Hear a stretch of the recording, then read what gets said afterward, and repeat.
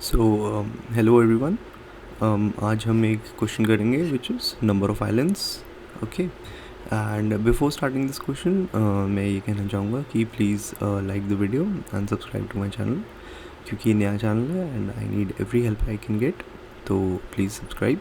Okay, now हम इस question पे चलते हैं, द नंबर ऑफ़ आइलैंड्स। ठीक है, तो इसमें हमारे पास क्या है, we are given an m/n which is a 2D binary grid. ठीक है, ये ग्रिड हमें इनपुट में मिल रहा है, तो हमारे पास ये ग्रिड है जिसमें हमारे पास एक m/n 2D बाइनरी ग्रिड है। ठीक है, बाइनरी मतलब ओनली कंटेन 0 and 1।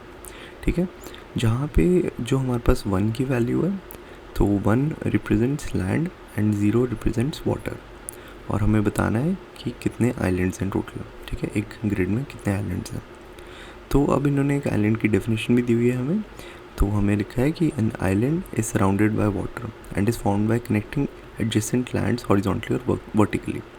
तो इसमें हमारा ये मतलब है कि एक आइलैंड तब होएगा जब वो सराउंडेड बाय वाटर होगा, मतलब साइड में उसके वाटर होएगा एंड वो कनेक्टेड होगा एक लैंड से। जैसे इस वन को अगर हम देखें तो इस ये वन के हर साइड पे ज़ीरो है, मतलब इसके हर साइड पे वाटर है, it is surrounded by water and इसको सिर्फ एक वन से कनेक्टेड है ये, जैसा कि मैं कनेक्टिंग एडजेसेंट लैंड्स हॉरिजॉन्टली और वर्टिकली। तो इसमें वर्टिकली एक लैंड कनेक्टेड है, तो ये वाला one will be considered as an island. ठीक है, okay, and you may assume all 4 edges of the grid are surrounded by water. Okay, whatever. ठीक है, हमें उसकी ज़रूरत नहीं है, तो हमारे पास ये एक एग्जांपल है और इसमें ये एक आइलैंड है। ठीक है, तो हमें कैलकुलेट करने हैं टोटल नंबर ऑफ़ आइलैंड्स इस पूरे ग्रिड में।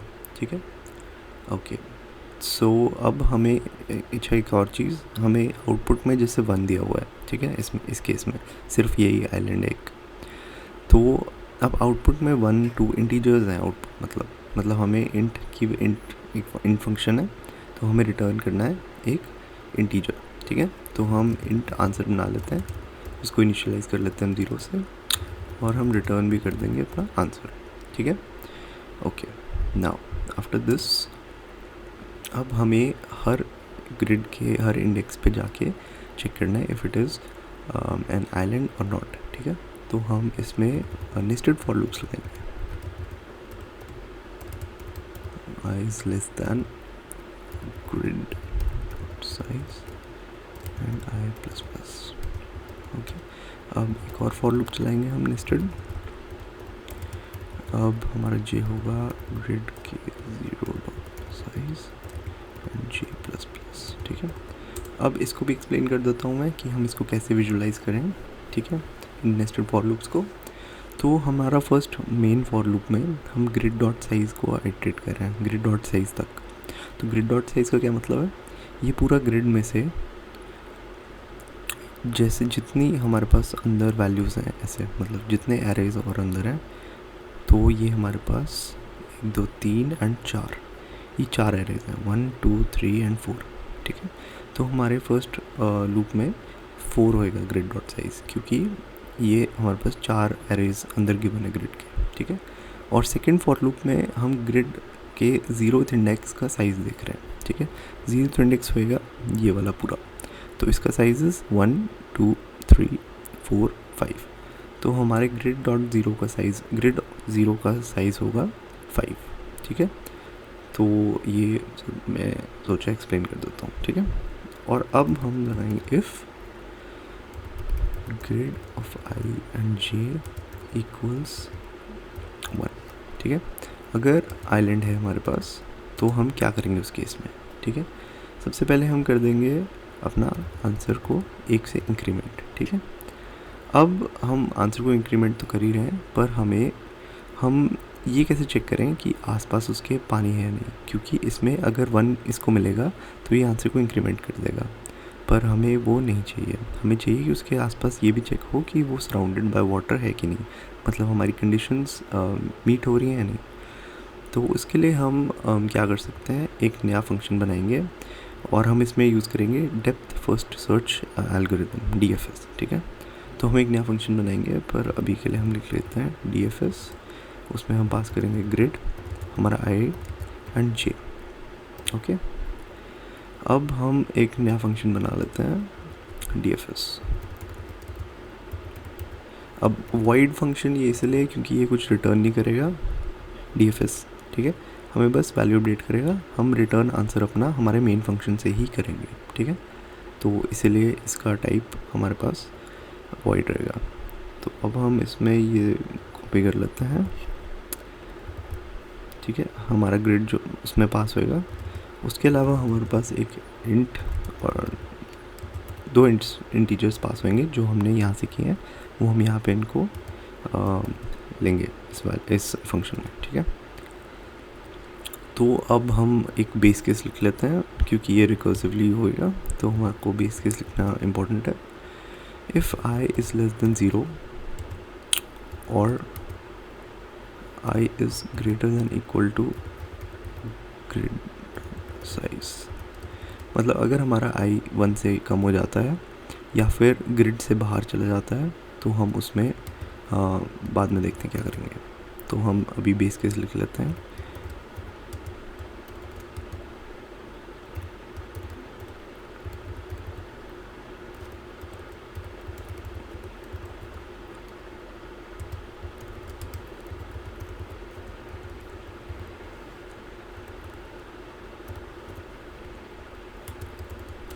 ठीक है, तो हमने क्या किया है, हम कंडीशन लगाई है हमने, हम चेक कर रहे हैं कि इफ़ i 0 से नीचे चला जाता है या फिर i ग्रिड से बाहर चला जाता है, ठीक है। अब ये केसेस हमें कुछ रिटर्न करना पड़ेगा, मतलब हमें इस फंक्शन से बाहर जाना पड़ेगा, ठीक है, क्योंकि एक बार i 0 से नीचे चला गया तो मतलब हमारी ग्रिड से बाहर चला गया, तो हमारे किसी काम का नहीं रहेगा वो। सेम केस में अगर i ग्रिड से बाहर चला जाता है तो भी। अब सेम फॉर j, अब j हमारे पास ग्रिड ऑफ 0 डॉट साइज़ वाला था, तो हम इसलिए j में यहाँ भी ये करेंगे कि ग्रिड ऑफ 0 डॉट साइज़ से अगर वो बाहर चल जाए या फिर 0 से छोटा हो जाए। और इनके अलावा अगर हमारे पास वाटर हमें मिलता है, ठीक है, if grid of i j is equal to 0, तो अगर हमारे पास वाटर है तो भी हमें कोई मतलब नहीं है क्योंकि हमें 1 से मतलब है, तो हम इस केस में कर देंगे रिटर्न। अब इसमें अब एज ये वॉइड फंक्शन है तो हम रिटर्न कोई वैल्यू नहीं करेंगे, सिर्फ हम इस फंक्शन से रिटर्न कर लेंगे, मतलब हम इससे एग्ज़िट कर जाएंगे फंक्शन से, वापस इस इफ से भी बाहर आ जाएंगे हम अगर हम रिटर्न स्टेटमेंट हिट करते हैं। क्योंकि अगर हम रिटर्न करके इस लूप में ही आ जाएंगे, इफ़ स्टेटमेंट में आ जाएंगे, तो इसके बाद फिर आंसर भी एग्जीक्यूट हो जाएगा, तो हमारे को फ़ायदा नहीं होगा उसमें कोई, क्योंकि हमारे फिर गलत वैल्यूज़ पुश होती रहेंगे आंसर में। तो ये रिटर्न होएगा हमारा लूप से बाहर, ठीक है, सीधा के सीधा बाहर, ठीक है, ओके। सो हम इफ स्टेटमेंट से बाहर आते हैं। अब हमारा बेस केस सेट हो गया डीएफएस में। अब हमें क्या करना है, ठीक है, अब हम करेंगे grid i of j equals to 0। अब हमने ये क्यों किया, ठीक है, तो ऐसा है कि अब ये रिकर्सिवली फंक्शन चलेगा, हर वैल्यू चेक होगी, और अगर grid i and j equal 0 हो जाएगा तो ये बाहर आ जाएगा। पर उसके लिए हम जो 1 हम विज़िट करेंगे हमें उनको 0 करना पड़ेगा ताकि हम फिर से उसी 1 पे ना चले जाएं, ठीक है।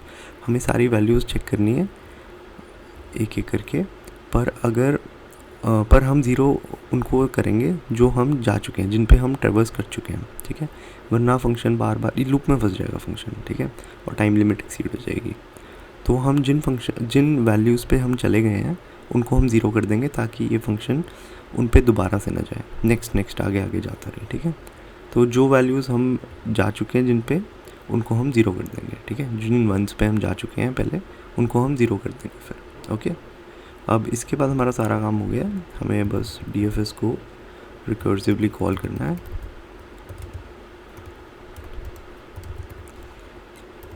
आई की एक पिछली वैल्यू पे कॉल करेंगे हम, और सिमिलरली ऐसे करके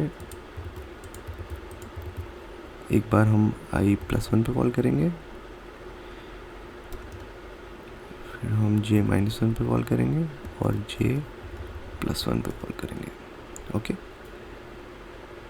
तो अब इससे क्या है कि एक बारी, अब सपोज़ इस 1 को ले लेते हैं हम, ठीक है, इस 1 को ले लेते हैं, करेक्ट, ठीक है। तो अब हम एक बार i-1 एक पीछे एक आगे और j+ ऊपर और नीचे, मतलब हर डायरेक्शन में एक बार कॉल हो जाएगा इससे। और अब इस इन केस अगर जैसे हम 0 पे पहुंचते हैं तो हमारे पास इफ़ स्टेटमेंट में हम आ जाएगा, क्योंकि grid of I and J equal 0, मतलब ये 0 वैल्यू पे आए हम और वो इक्वल टू 0 ट्रू हो गया, तो हम रिटर्न स्टेटमेंट से बाहर आ जाएंगे, ठीक है। और फिर हम फिर से फॉर लूप में एंटर होंगे नेक्स्ट के लिए, नेक्स्ट वैल्यू के लिए, ठीक है। तो अब हमने जो ट्रैवर्स कर लिए वैल्यूज़ उनको 0 आ जाएगा, ठीक है, उनको 0 से अपडेट कर देंगे हम ग्रिड में ही, और ऐसे हमारा ये पूरा फंक्शन इज़ रेडी, ठीक है। एक बार इसको रन करके देख लेते हैं।